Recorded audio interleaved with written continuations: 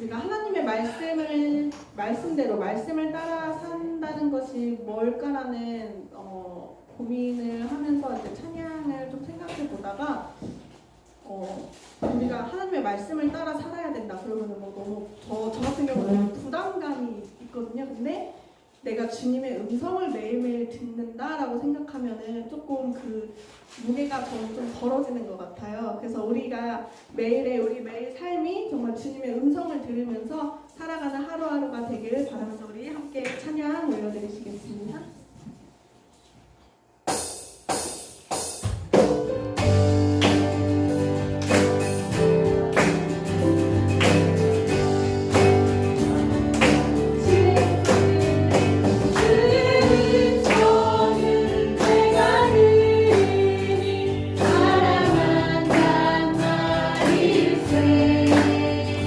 믿음 마음으로 주께 나오니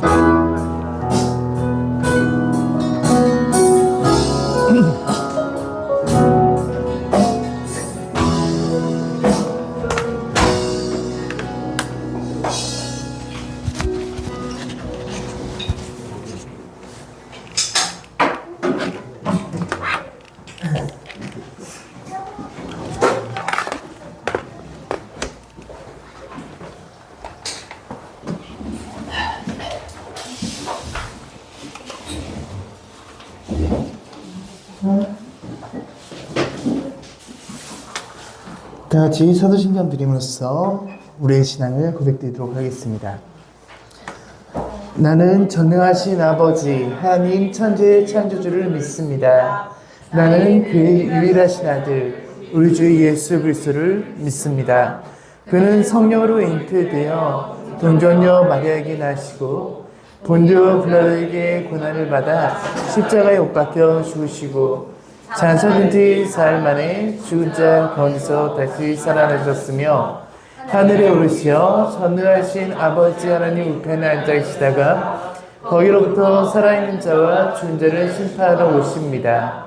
나는 성령을 믿으며 거룩한 공교회와 성도의 교제와 죄를 용서받는 것과 몸의 부활과 영생을 믿습니다. 아멘. 스토리처치 지침서 함께 낭독하도록 하겠습니다. 그리스도 예수 안에 있는 사람은 정죄를 받지 않습니다. 예수님이 정죄하지 않듯 우리 역시 나를 포함해 그 누구도 정죄하지 않습니다. 매일 나에게 복음을 전합니다. 나에게 복음의 기쁜 소식을 전하며 주님이 주시는 참된 기쁨과 자유를 회복합니다. 공동체 안에서 복음을 나누며 예수 그리스도의 증인의 삶을 살아갑니다. 아멘. 우리가 저번 주에 서로 알아가기 위해서 그 사람이 어떤 유형인가에 대해서 나눠보는 시간을 가졌습니다. 먼저 수고해 주신 이윤희, 이면주 자매님에게 감사 인사를 전합니다. 어떻게 유형을 알아보는 것들이 도움이 되셨나요? 저번 주에 나는 나와 상대의 유형을 생각하면서 서로가 더 이해하고 사랑할 수 있는 가정으로 성장할 수 있기를 소망합니다. 오늘 함께 나눌 말씀은 마태복음 28장 19절에서 20절 말씀입니다. 마태복음 28장 19절에서 20절 말씀입니다. 다 같이 합독하겠습니다. 그러므로 너희는 가서 모든 민족을 제자로 삼아 아버지와 아들과 성령의 이름으로 세례를 베풀고 내가 너희에게 분부한 모든 것을 가르쳐 지키게 하라. 볼지어다 내가 세상 끝날까지 너희와 항상 함께 있으리라 하시니라. 아멘. 오늘은 주님과 함께하는 자긴 그리스도 제자라는 주제로 함께 말씀을 나눠보도록 하겠습니다. 우리가 신앙생활을 하면서 잘못 알고 있는 사실들이 있습니다. 첫 번째로는 내 힘으로 구원을 얻을 수 있다고 생각하는 점입니다. 내 힘으로 구원을 얻으려는 노력은 하나님을 신뢰하고 그분을 의지하는 것이 아니라 내 열심으로 이어지게 됩니다. 하나님의 열심히 일하신 것을 통해서 구원을 이루려는 것이 아니라 내 열심을 통해서 구원을 이루려는 행동입니다. 이것의 문제는 결과적으로 내가 하나님을 신뢰하지 못한다라는 것을 나타내는 것이기 때문입니다. 두 번째는 하나님의 조건 없는 사랑입니다. 하나님을 완전히 신뢰하지 못하는 이유는 조건 없는 사랑을 받아들이지 못해서입니다. 우리는 기본적으로 주고받는 것이 익숙한 삶을 살아가고 있습니다. 세상에서 내가 살아가는 기준을 하나님께도 적용합니다. 그래서 내가 행동을 해야 하나님께서 나를 사랑하신다고 여깁니다. 하지만 하나님께서는 내가 무슨 일을 해서 사랑하는 것이 아니라 내가 무엇을 하지 않아도 사랑하십니다. 하지만 우리는 그 사실을 받아들이지 못하고 내 힘으로 하나님의 사랑을 얻기 위해서 노력하는 삶을 살아갑니다. 그래서 내가 하나님을 생각하는 날에는 하나님께서 나를 사랑하시고 내가 하나님을 잊은 날에는 하나님께서 나와 함께 살아가지 않았다고 생각을 합니다. 그래서 우리는 세상의 법칙을 통해서 하나님과 영원한 동행을 잇는 것입니다. 하나님께서는 언제나 나와 함께 하시며 동행하는 분인데 세상의 법칙이 나에게 적용되다 보니까 그 동행의 법칙이 사라지게 되는 거예요. 마지막으로 내가 주님에 대해서 잘 알고 있다는 착각입니다. 우리는 진리에 대해서 알고 있습니다. 알고는 있지만 우리가 알고 있는 부분은 빙산의 일각입니다. 우리는 근데 되게 잘 알고 있다고 생각을 해요. 왜 그럴까요? 그것은 많이 들어봤기 때문입니다. 우리가 말씀을 통해서 수없이 들어봤기 때문에 우리가 설교를 들으면서 그 단어들 우리가 수없이 들어봤기 때문에 그거에 대해서 잘 알고 있다고 생각하는 거예요. 내가 근데 잘 알고 있다는 것에 대해서 더 공부를 할까요? 우리는 내가 잘 알고 있다고 생각하면 그거에 대해서 공부하려고 하지 않습니다. 더 이상 알려고 노력하지 않아요. 결국 잘 알고 있다는 착각은 하나님 안으로 우리가 더 깊이 들어가는데 방해가 되는 요소가 되기도 합니다. 성도가 예수를 믿는다는 것은 그분이 하신 일을 믿으며 그분이 하신 일을 따르며 그분이 하신 일을 이 땅에 옮기는 것입니다. 결국 내가 작은 그리스도가 되는 것을 의미합니다. 그래서 우리는 예수님을 닮아 예수 그리스도의 향기를 나타내는 사람이 되기를 소망하며 살아가야 합니다. 이것이 예수 그리스도와의 연합입니다. 예수님과 연합해 그분을 닮은 삶을 살아가기 위해서는 먼저 내가 그동안 가지고 있던 그 세상적인 틀을 깨버릴 필요가 있습니다. 내가 가진 틀을 깬다는 것은 세상에서 가진 내 세속적인 기준을 버린다는 것을 말합니다. 또 그동안 신앙생활을 통해서 내가 예수님을 잘 이해하고 있다는 내가 만든 틀을, 고정관념들을 깨버린다는 것을 의미합니다. 예를 들어 복음을 믿고 따르고 행동으로 살아내야 합니다. 너무 많이 들은 말이죠.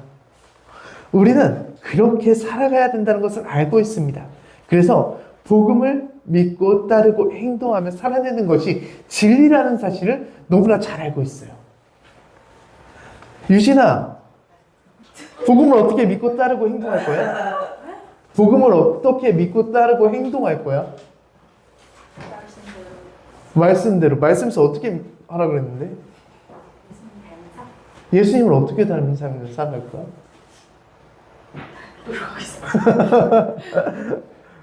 이게 보통적인 반응이에요. 우리는 그것이 진리라는 사실을 알고 있지만 정작 내가 복음을 어떻게 따를 것인지, 복음을 따르기 위해서 어떻게 행동할 것인지, 복음을 어떻게 살아낼 것인지에 대해서는 생각하지 못합니다. 우리는 복음에 대해 단편적인 것만 아는 것을 넘어서 말씀을 묵상하면서 이 빙산의 일각이 아니라 거대한 얼음을 볼 수 있어야 됩니다. 겉에 보이는 부분만 알고 내가 예수님을 알고 있어. 나는 예수님을 따르는 제자야. 라고 이야기하는 것이 아니라 그 안에 담긴 복음의 정수를 생각할 수 있어야 됩니다. 내가 예수님 안에, 예수님이 내 안에 살아 숨쉰다는 것은 단순히 교회에 나와서 예배를 드리거나 단순히 말씀을 듣는 거로 끝나는 것이 아니에요. 우리는 그것을 신앙생활이라고 이야기하는데 예수님께서는 그것을 신앙생활이라고 이야기하지 않습니다. 예수님께서 제자로 삼는 것은 24시간 예수님과 함께하면서 예수님과 동행하는 삶을 살아갔을 때, 예수님과 함께하는 삶을 살아갈 때, 예수님께서 내 안에 살아 숨쉬고 내가 예수님 안에 살아 숨쉴 때, 예수님과 연합을 이루어냈을 때 우리가 제자가 되고 세상이 우리가 제자인 줄을 알게 될 거라고 말씀하십니다. 빙산의 아래 감춰진 부분은 보이지 않습니다. 이것은 마치 밭에 감춰진 보화에 대한 비유의 말씀과 같습니다. 그렇다고 우리가 빙산의 일부분만 보고 있다고 해서 내가 제자가 아니냐라고 이야기한다면, 우리가 빙산의 일부분만 보고 있어도 우리는 제자가 되고 있는 삶을 살아가고 있는 것입니다. 모든 것은 과정이 있어요. 그 과정 속에 일부분에 함께 들어가 있는 것입니다. 근데 그 일부에 동참하는 것을 멈추지 않고 우리가 더 깊이 예수님과 함께하는 삶을 살아갈 수 있도록 노력하는 삶을 반드시 살아가야 된다는 거예요. 그렇지 않으면 우리는 예수님과 함께하는 법을 잃어버리게 될 것입니다. 예수님께서 천국을 밭에 감춰진 보화에 비유해서 우리에게 말씀하셨습니다. 마태복음 13장 44절에 보면 하늘나라는 밭에 숨겨놓은 보물과 같다. 어떤 사람이 그것을 발견하면 제 자리에 숨겨두고 기뻐하며 집에 돌아가서는 가진 것을 다 팔아서 그 밭을 산다. 밭을 볼 때 그 밭에 있는 소산만 생각하면은 그 안에 밭에 있는 소산물 가치만큼의 그 밭은 가치는 보이는 소산물만큼의 가치밖에 없습니다. 그런데 씨를 심기 위해서 밭을 깊게 갈았는데, 밭을 다 갈아엎었는데 그 안에서 금은보화가 숨겨져 있었어요. 그럼 어떻게 될까요? 그 밭의 가치는 몇십 배, 몇백 배가 상승하는 거예요. 그 순간 기분이 어떨까요? 내가 조그마한 텃밭에서 샀는데, 밭을 갈았는데 그 안에서 갑자기, 요새 금값 비싸잖아요. 금이 잔뜩 나왔어. 어떨 것 같아요? 기쁘겠죠. 근데 그 텃밭이 정부 거예요. 정부에서 그 텃밭을 잠깐 빌려주고 임대 이렇게 해서 하는 거 있잖아요. 그 텃밭이야. 그럼 저녁 밤에 가가지고 땅 파야죠. 밤에 몰래 가서 땅 파야죠. 몰래 가서 땅 파서 어떻게든 내가 그것을 차지하려고 하겠죠. 그죠? 표현할 수 없을 만큼 기쁠 것이고요. 그 기쁨은 말로 표현할 수 없을 것입니다. 내가 발견한 금은보화를 정당하게 내 것으로 만들 수만 있다면, 지금 내가 가진 모든 것을 팔아서, 내 수단을 동원해서, 내가 가진 모든 힘을 다해서 그 밭을 내 것으로 만들 거예요. 왜냐하면 지금 내가 가지고 있는 것보다 훨씬 더 값진 것을 발견했기 때문입니다. 천국은 이런 가치를 가지고 있습니다. 발견했을 때 어쩔 줄 모를 만큼 큰 기쁨을 내게 가져다 줍니다. 지금 내가 가진 그 모든 것보다 더 값진 것을 발견했기 때문에 내가 가진 모든 것을 버리고 내어주어도 아깝지 않은 그러한 가치를 가지고 있습니다. 예수님께서 제자들에게 나를 따르라고 말씀하셨을 때 제자들은 어떻게 행동했습니까? 제자들은 자신이 가진 그물을 버렸습니다. 또 어떤 이는 자신이 가진 직업, 그 자리를 버렸습니다. 내가 가진 소유를 버렸어요. 제자 중 그 누구도 예수님께서 부르셨을 때 예수님 잠시만요. 제가 집에 가세요. 입을 옷도 챙기고요. 앞으로 여행하려면 돈도 필요하니까 돈도 좀 챙기고요. 앞으로 여행하려면은 내가 가진 직업들이 유지가 되기 위해서는 내 배를 누가 운행하고 뭘 해야 될 거 아니에요. 그냥 냅두면 아까우니까 다른 사람한테 넘기고라도 올게요. 이렇게 말한 사람이 단 한 사람도 없어요.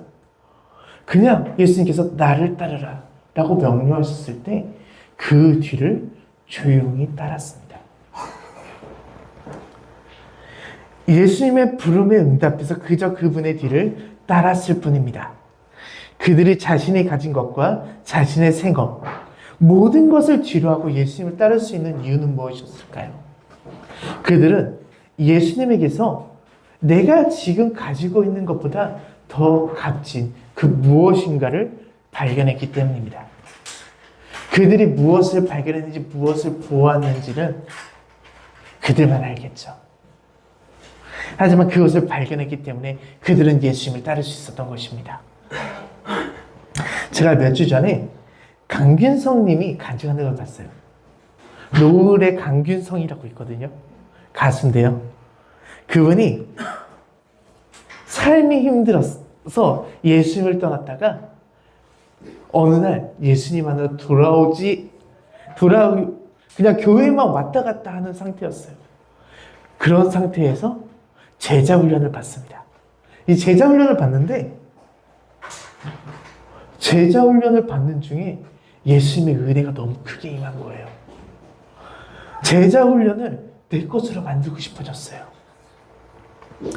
그런데 이게 한 번 들어서 내 것이 돼요? 안 되니까 목사님에게 양해를 구합니다. 제가 이것을 알 때까지 제자 훈련을 받고 싶어요. 그래서 그 제자 훈련을 한 번으로 끝내는 것이 아니라 몇십 번을 받습니다. 근데 그 몇십 번을 받는 것을 끝내는 것이 아니라 목사님, 제가 양해를 좀 구할게요. 제가 이걸 너무나 알고 싶어서 그러는데 녹음을 해도 될까요? 그것을 다 녹음을 해서 그때 지금은 AI가 부르면 다 그걸 말로 써주잖아요. 녹음한 파일을 열면. 그런 시스템 자체가 없을 때요. 일일이 수기로 다 기록을 합니다. 들으면서.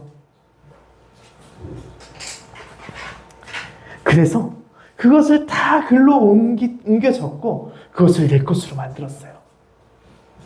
그가 그렇게 노력했던 이유는 반복해서 훈련하고 반복해서 계속해서 그 글을 듣고 쓰고 이걸 한 것은 안 그러면 내 것이 되지 않기 때문이었다고 합니다.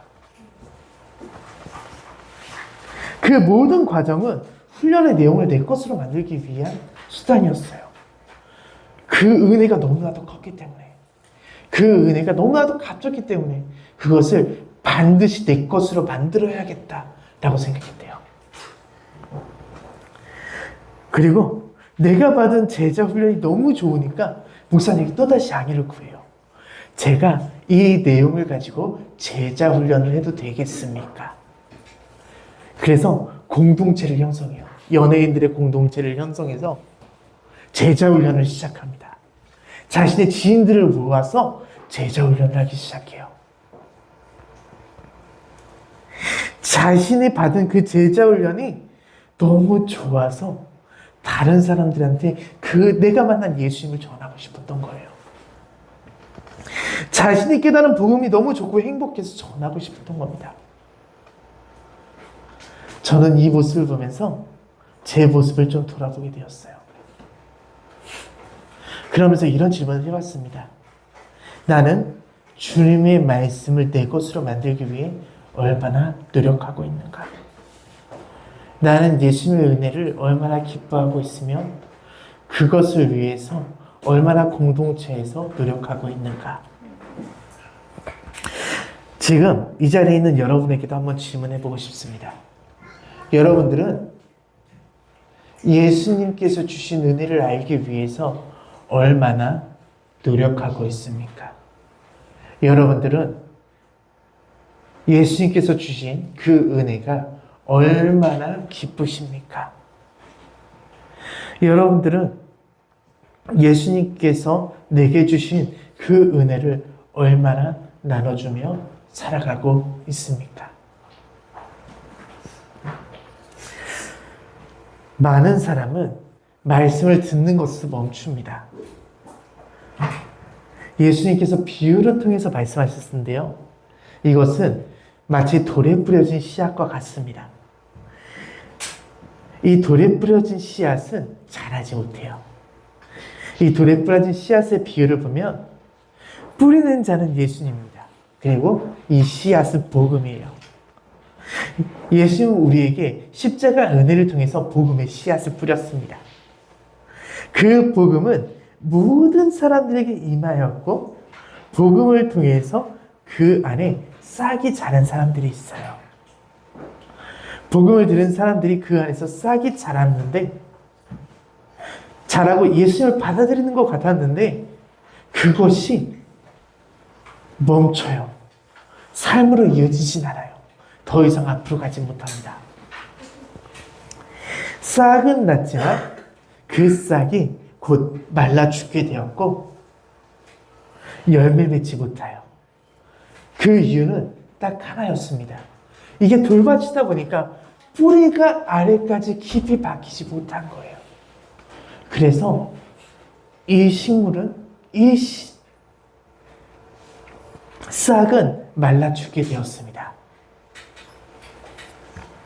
복음이 내 안에서 싹이 나고 그것이 자라나서 열매를 맺기 위해서는 뿌리가 깊이 박혀야 돼요. 그러기 위해서는 단순히 듣는 것을 멈추는 것이 아니라 그 복음을 내 것으로 만들어야 됩니다. 이것이 내 것이 될 때 그 안에서 싹이 나고 자라날 수 있어요. 복음을 내 것으로 만들기 위해서 우리는 복음을 잘 알고 있다는 생각과 내가 잘하고 있다는 생각을 경계해야 됩니다. 내 생각을 경계하고 말씀을 묵상하는 것을 반복해야 됩니다. 그렇지 않으면 복음의 뿌리가 깊게 내리지 못해요. 말씀을 반복하지 않는 사람이, 말씀을 가르치고 배우지 않는 사람들이 얼마나 복음을 쉽게 읽는지 우리는 말씀을 통해 알 수 있습니다. 구약시대 이스라엘 백성들을 생각해보면 그들은 끊임없이 주님께서 기억나게 해줬지만 잊었어요. 이 시대를 살아가는 우리들도 보세요. 예수님께서 은혜를 베푸시고 복을 주셨을 때는 예수님 감사합니다. 예수님을 기억하고 찬양해요. 근데 그 복음의 은혜가요, 지속되지 않잖아요. 내가 생각하는 복이 충당되지 않잖아요. 그럼 우리는 말씀을 깊게 묵상하고 생각하지 않아요. 내가 원하는 복이 올 때까지 기다려요. 그리고 그제서야 은혜를 생각하고요, 감사하다고 이야기해요. 이스라엘 백성들과 똑같죠. 다른 부분이 없어요. 그분이 하신 일을 잊고 지금 내게 적용되는 일들만 생각하다 보니까 하나님의 은혜와 그분의 섭리를 통해서 내게 하신 일들은 잊은 채 지금 내 처지와 환경에 불만과 불평하는 삶을 살아가게 됩니다. 우리가 과거는 잊고 현재에 충실하며 미래의 소망을 품고 살아라. 이 말씀은 주님이 주신 은혜를 잊으라는 말이 아니에요. 우리는 주님의 은혜는 기억해야 합니다. 그리고 잊지 않기 위해서 우리가 해야 할 일은 끊임없이 그것을 반복하는 것입니다. 그리고 그 반복은 내가 가르치는 것, 내가 말씀을 듣는 것, 이것을 통해서 이루어져요. 예수님이 하신 일을 나누는 공동체가 있는 이유는 주님을 기억하기 위해서입니다. 그리고 이것이 우리가 함께 모여서 예배를 드리는 이유입니다. 그렇게 우리는 작은 그리스도 제자가 되어가는 것입니다. 세속적인 세상에 속해서 살아가는 사람들은 언제나 죄를 지을 수 있습니다. 지금 변화된 삶을 살고 있다고 해도 다시 죄로 돌아갈 수 있어요. 이 말은 내가 죄에서 벗어나기 위해서는 끊임없이 복음에 대해서 생각해야 한다는 것입니다. 죄에서 벗어나나 하나님의 방법으로 살아가는 과정을 우리는 회개라고 말해요.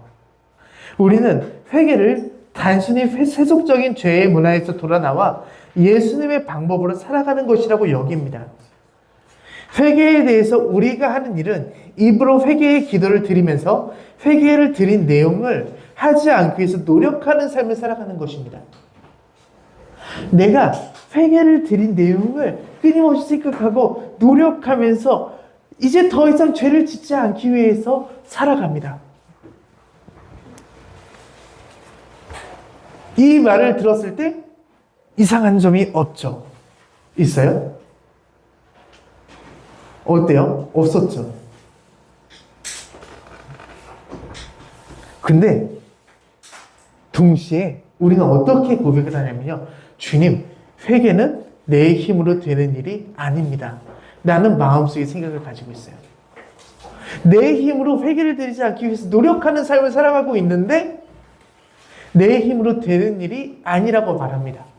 이 둘은 모순되는 점이 존재하죠. 내 힘으로 되지 않는다고 말하면서 내 힘으로 하려고 노력을 합니다. 이 안에는 죄를 용서할 수 있는 것은 오직 하나님의 영역이라고 말하면서 그 영역을 내가 지배하려는 모습을 볼 수 있습니다.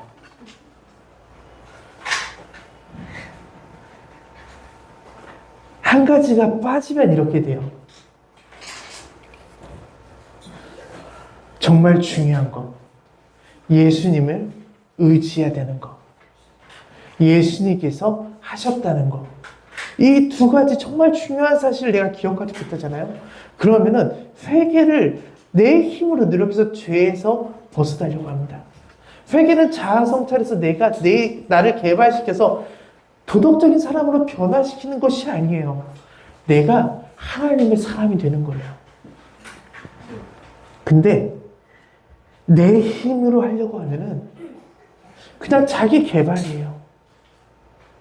하나님의 사람이 되려는 노력이 아닙니다. 회개는 예수님을 통해 이루어지며 그분을 의지할 때 이루어진다는 점을 기억해야 됩니다. 하나님을 의지한다는 것은 십자가 복음이 없이는 아무리 내가 노력을 해도 구원을 없다는 사실을 인정하는 것입니다. 그럼 이렇게 생각할 수 있죠. 그럼 회개에 대해서는 내가 노력하지 않아도 되나요? 아니요. 우리는 끊임없이 회개를 하기 위해서 노력해야 됩니다.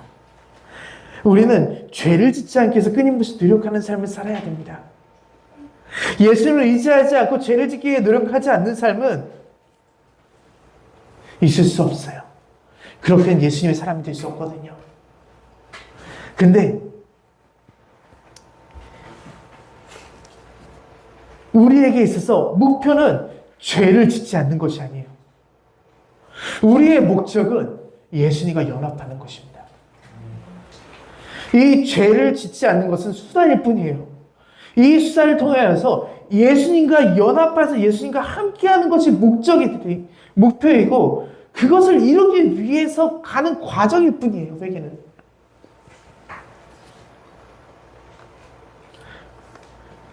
우리의 목표는 죄를 짓지 않는 것이 아니라 예수님과 연합하는 삶을 사는 것입니다. 우리는 이 사실을 기억해야 돼요. 우리가 요새 얘기하고 있는 24시간 나의 예수와 라는 책에서는 연합하는 세 가지 단계에 대해서 이야기를 합니다. 첫 번째는 예수님과 함께한다.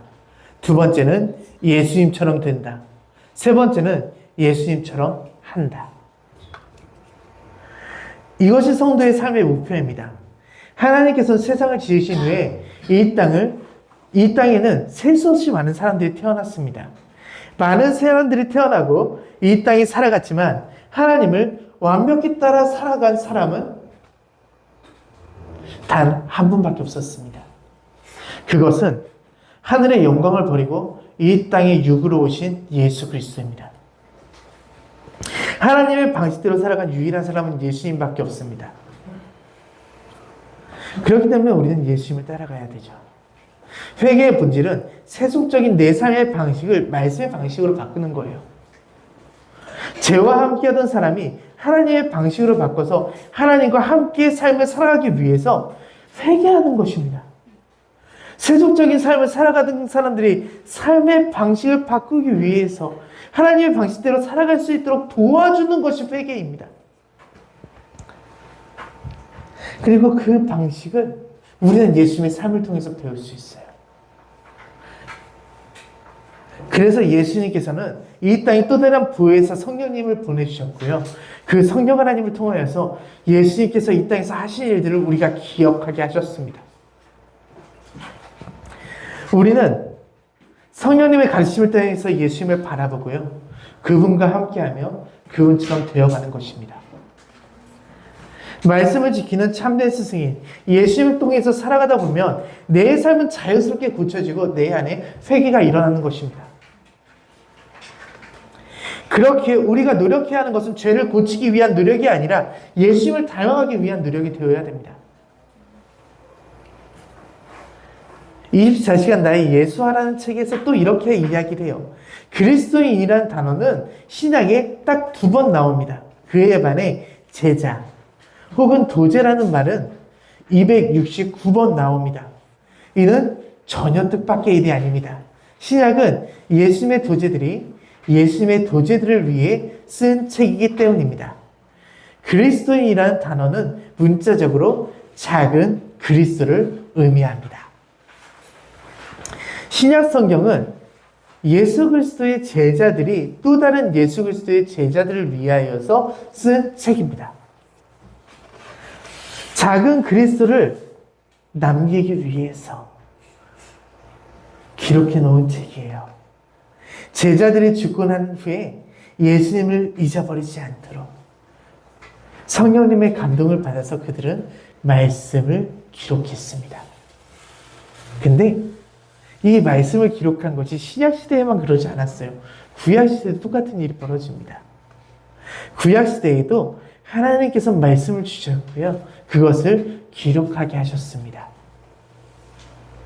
그리고 기록 안에서 멈추는 것이 아니라 하나님께서 또 다른 것을 명령하세요.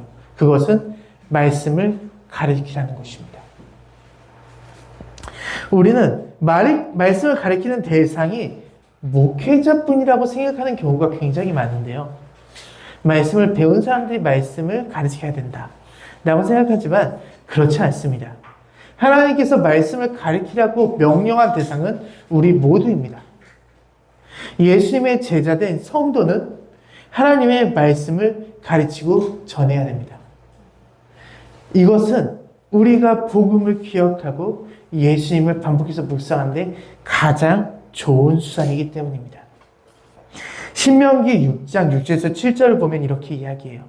오늘 내가 내게 명령한 이 말씀을 너는 마음에 새기고 내 자녀에게 부지런히 가르치며 집에 앉아있을 때든지 집에 갈 때든지 누워있을 때든지 일어날 때든지 이 말씀을 강론할 것이며 이 말씀에서 부모는 자녀에게 집과 길, 일어날 때, 잠들 때 언제든 말씀을 강론하라고 말씀하십니다. 강론은 단순히 말하면서 가르치는 것이 아니라 말씀에 관하여 자녀와 대화하고 삶 속에서 적용하는 교훈을 함께 나누는 것이 강론입니다. 하나님께서 강론해야 되는 이유에 대해서도 이야기하는데요. 잠언 22장 6절에 보면 마땅히 행할 길을 아이에게 가르치라. 그리하면 늙어도 그것을 떠나지 아니하리라. 성도가 하나님과 함께하는 것은 성도의 삶의 유일한 이유입니다. 하나님께서 그렇게 지으셨기 때문입니다.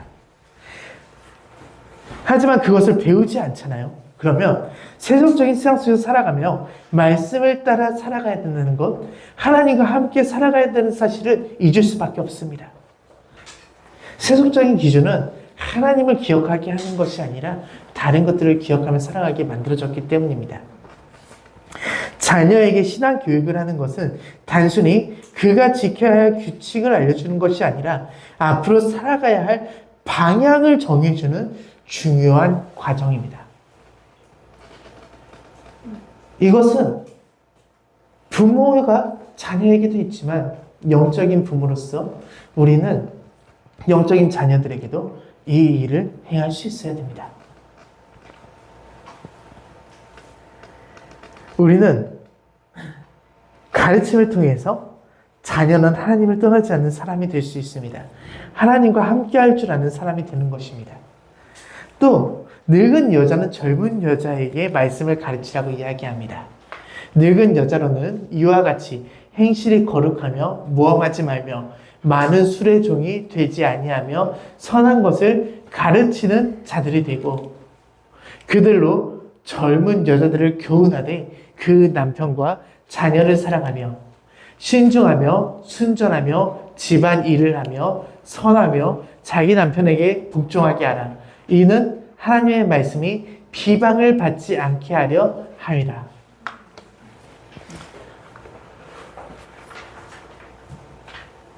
하나님께서는 말씀이 비방받지 않도록 해야 될 일들에 대해서 이야기합니다. 남편은 아내를 사랑해야 하죠. 그리고 남편은 아내의 존경을 받아야 합니다. 물론 사랑도 필요합니다. 하지만 사랑을 넘어 존경받을 때 남편은 존중받는다는 것을 느낄 수 있습니다. 남자와 여자는 사랑을 느끼는 것이 다른데 남자는 존경을 받을 때 사랑받고 있다는 것을 느낄 수 있다고 합니다. 여자들에게 남편이 찾아와서 내가 당신을 참 존경해 라고 이야기한다면 감흥은 있을 수 있겠지만 그것을 사랑이라고 느끼나요? 그렇지 않습니다. 어떤 사람들은 이렇게 생각할 거예요. 난 네가 존경받는 사람이 됐으면 좋겠어.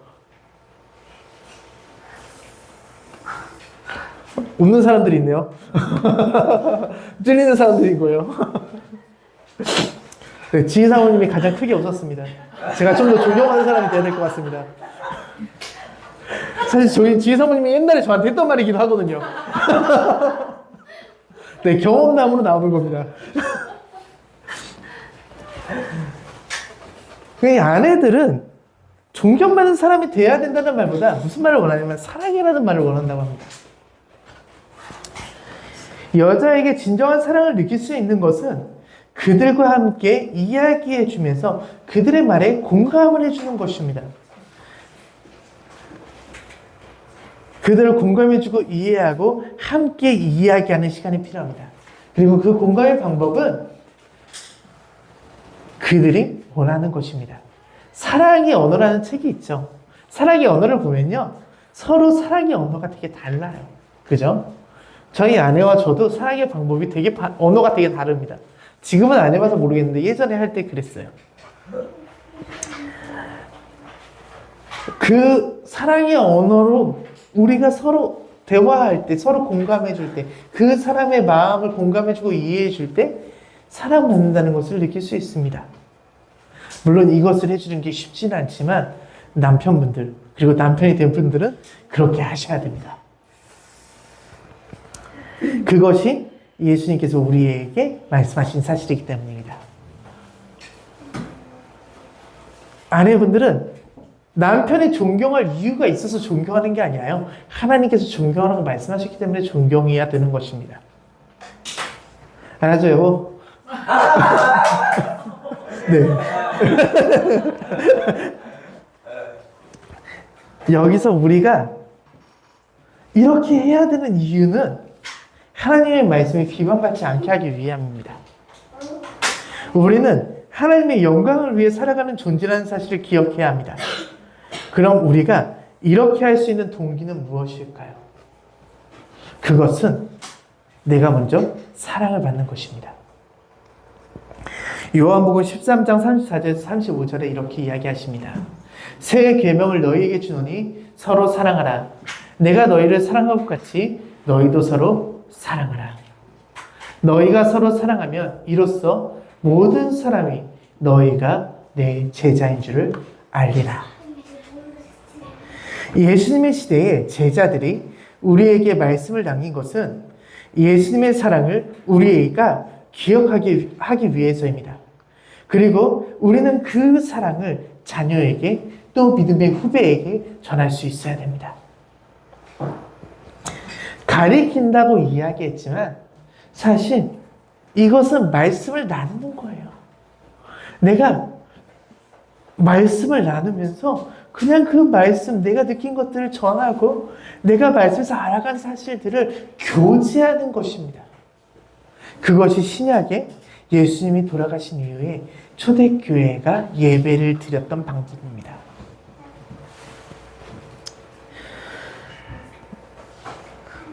예수님의 사랑을 받은 사랑을 통해서 우리는 사랑할 수 있습니다. 그리고 그 사랑을 통해서 세상은 작은 그리스도를 보게 될 것입니다. 예수님의 살아계신 것, 그것을 어떻게 사람들이 느낄 수 있을까요? 사람들이 보기에는 예수님은 허구적 인물이라고 생각하는 사람도 되게 많잖아요. 예수님이 성자로서 존재했으나 그 성경에 기록된 내용들은 허구적이야 라고 생각을 하잖아요. 근데 그 사람들에게 어떻게 예수님을 믿는 방법을 전해줄 수 있을까요? 그것은 우리의 삶의 사랑의 행실을 통해서입니다. 그 행실을 통해서 사람들이 예수님이 살아계신다는 것을 알게 되고요.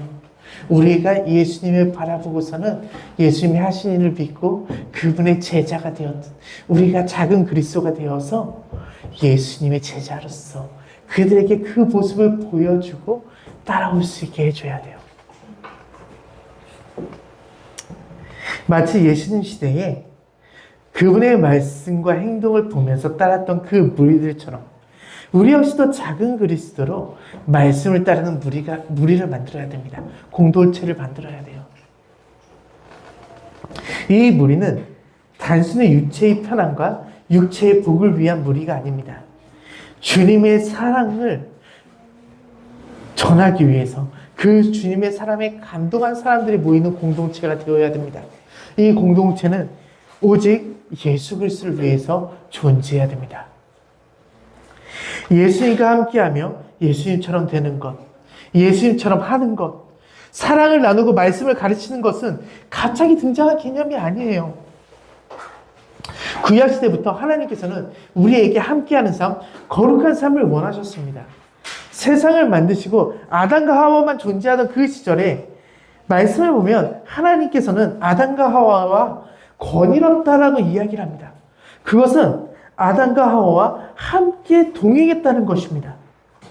노아에게는 무지의 약속을, 아담에게는 별들을 보여주시면서 하나님께서는 그들과 함께 하심을 보여주셨습니다.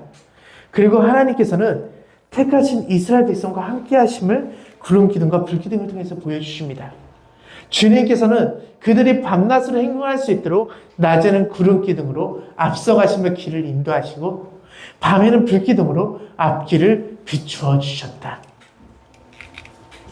낮에는 구름 기둥, 밤에는 불 기둥이 그 백성 앞을 떠나지 않았다.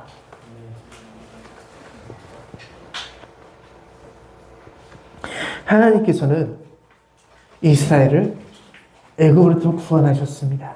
그리고 이 사실을 잊지 않도록 유월절 절기를 삼아 지키도록 명령하셨죠. 근데 주님은 단순히 명령하시는 것뿐만 아니라 함께 하시며 그것을 지킬 수 있도록 도우시는 분이었습니다. 낮에는 구름 기둥으로 앞서가시면서 그들을 인도하셨고요. 밤에는 불 기둥으로 그들을 보호하셨습니다. 그렇게 그들과 함께 하셨습니다. 광야라는 아무것도 보이지 않는 환경 속에서 하나님께서 살아계심을 확신할 수 있도록 그들에게 보여주신 것입니다. 이 구름 기둥과 불 기둥은 이스라엘이 범죄하는 순간에도 사라지지 않았습니다. 이스라엘이 범죄했다고 해서 구름 기둥과 불 기둥이 사라지고 너희들 범죄했으니까 나 속상하고 나 너무해. 너희들이 하는 일이 괘씸하니까 잠시 갔다 올게. 그러지 않았어요. 그 자리에 계속해서 머물렀습니다. 이것은 사랑과 행동과 상관없이 하나님께서 베푸시는 은혜는 사라지지 않는다는 것을 그들에게 보여주신 것입니다. 내가 너희들이 범죄해도 나는 너희들과 함께라는 것을 보여주신 것이에요. 이 사실을 보면 우리가 알 수 있는 것은 하나님께서 우리와 영원히 함께 하시다는 것입니다. 우리를 인도하시며 보호하시며 내가 느끼고 생각할 때뿐만 아니라 하나님께서는 우리와 24시간 함께 한다는 것을 볼 수 있습니다. 우리는 하나님과 함께 한다는 사실을 잊으면, 우리가 하나님과 함께 한다는 사실을 잊으면 오해가 쌓여갈 수밖에 없습니다. 그 오해를 사라지게 하는 것은 오직 하나님께서 나와 함께 한다는 사실을 기억할 때뿐입니다. 우리가 처음에 세 가지 오해에 대해서 이야기했잖아요. 그것은 24시간 하나님께서 나와 함께 한다는 사실에 대해서 우리가 잊었기 때문에 나오는 현상들이에요. 나를 24시간 누군가 바라봐줘요. 사랑의 눈을. 그리고 그 사람을 보호해줘요. 아기들 봐요. 24시간 보호자가 그 아기한테서 눈을 떼지 못해요. 다칠까봐. 아직 알지 못하기 때문에 아이들이 큰 잘못을 해서 그들이 잘못한 건 아닌데 뭔가 일을 해서 다칠까봐 그 아이에 대해서 끊임없이 생각을 합니다. 그리고 그 아이가 잘 자라날 수 있도록 무엇을 먹일까? 그 아이가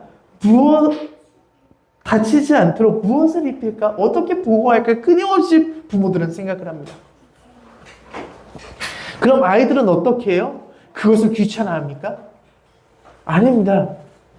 그 요구를 받으려고요. 부모를 끊임없이 찾아요. 그녀를 끊임없이 사랑해요. 생각해요. 부모가 없어지면 울면서 찾아요.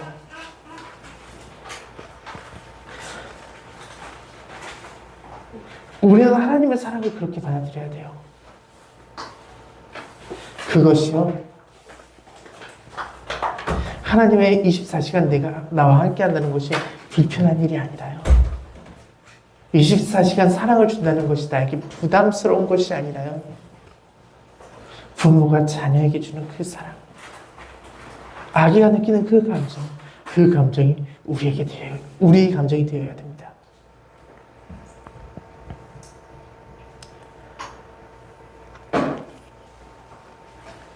이제 우리가 하나님과 함께하는 삶을 살아갈 수 있기를 소망합니다. 하나님을 기억하는 가장 좋은 방법, 그 사실이 무엇인지 잊지 마십시오. 내가 작은 그리스도가 되고 그 가르침을 이 땅에 전하며 또 다른 작은 그리스도를 만들어내는 것입니다. 이것이 내가 이 땅에서 하나님을 잊지 않는 가장 좋은 방법이에요. 그럼 내가 무언가에게 가르치기 위해서는 어떻게 해야 돼요? 내가 알아야겠죠. 내가 느낀 게 있어야겠죠. 내가 동행을 해봐야겠죠. 그래야 가르칠 수 있잖아요. 우리는 그렇게 해봐야 돼요. 이것은 나의 힘으로 되지 않습니다. 주님의 은혜를 통해서 이루어져요.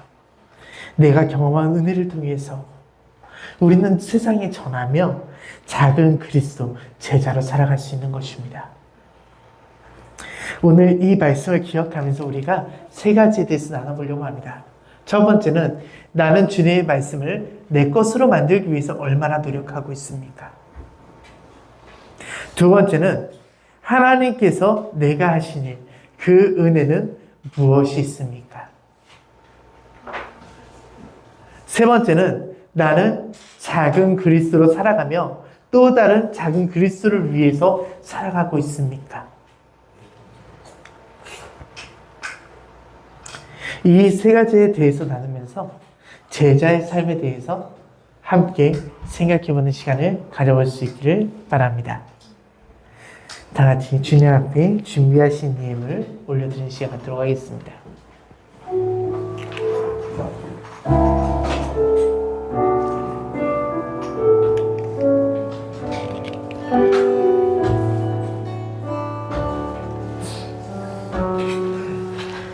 내게 있는 양을 높아 주께 가져와 그 발 위에 임하주고 드립니다.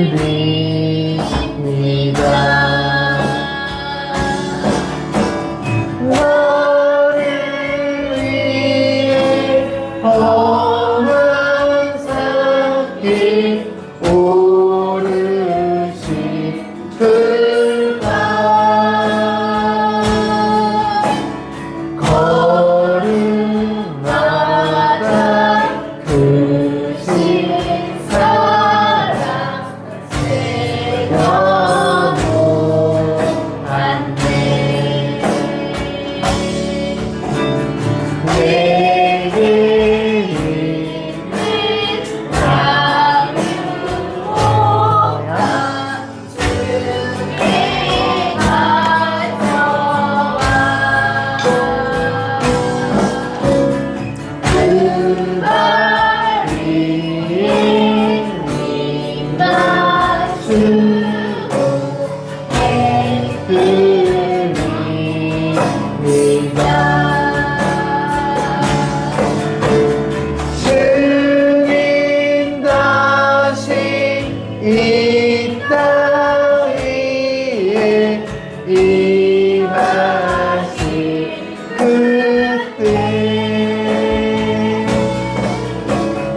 주의 크신 사랑으로 날 받아주소서.